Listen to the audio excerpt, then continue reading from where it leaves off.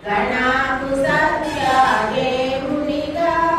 నరసింహ స్వామిగా జోషికి దర్శనమిచ్చిన శ్రీ సాయి శ్రేయి పగలు నీ ధ్యానం నిత్యము నీ లీలా పఠనం భక్తితో చేయండి ధ్యానం లభించును ముక్తికి మార్గం 11 నీ వచనాలు బాబా మాతరి వేదాలు